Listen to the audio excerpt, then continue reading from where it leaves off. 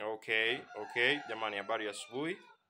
Habari ya asubuhi. Tunamshukuru Mungu wa mbinguni kwa uzima na afya ambao anatupatia. Jamani, niko nyumbani.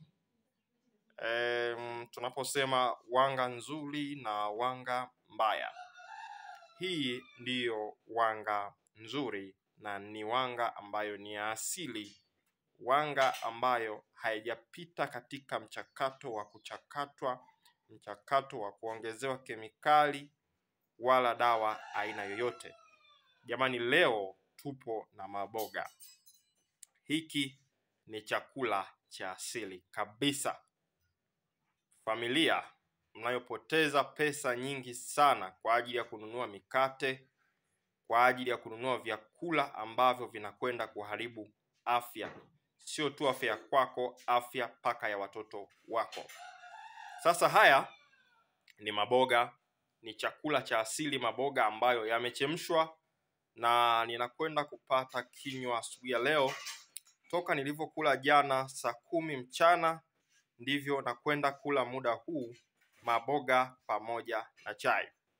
Nikukaribishe we mwanafunzi wangu ambaye unataka kuweza kujifunza elimu ya afya kwa kina. Umekuwa ukiteseka na magonjwa ya lishe, iwe shida ya nguvu za kiume, iwe shida ya bawasili, iwe shida ya mvurugiko wa homoni, iwe shida ya maumivu ya hedhi, iwe shida ya ugonjwa wa kisukari, iwe shida ya ugonjwa wa presha. Tafadhali na kusihi, kula hivi. Acha kula vitumbua, acha kula chapati, acha kula mandazi, kula vyakula vya asili kama hivi. Lakini cha mwisho, hii ni chai ambayo haina sukari. Ni chai ambayo chukuchuku. Kuna mtu mwingine ataniambia, "Daktari, sasa unakunywaje chai kama hiyo?" Tunaposema kifungua kinywa, maana yake unatakiwa kula chakula ambacho kinajenga mwili wako, sio ule ili ushibe. Kwa hiyo karibuni katika mlo wangu asubuhi ya leo.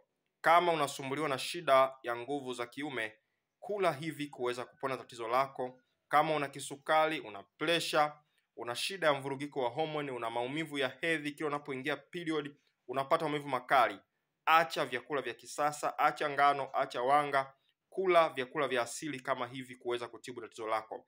Kama shida yako ina zaidi ya miezi 3, iwe ni kisukari, pressure, tatizo la figo, ini kuleta shida, ama shida ya sumu mwilini, njoo ni kuweza kusaidia njia ya matibabu pamoja na mpangilio sahihi wa vyakula ili uweze kupona changamoto yako ya kiafya. Dr. Kuboja, suluhisho la mahusiano yako, suluhisho la afya yako. Nikutakia asubuhi njema na Mungu akubariki. Karibu tu enjoy vyakula vya asili Mungu alivyotupatia. Barikiwe.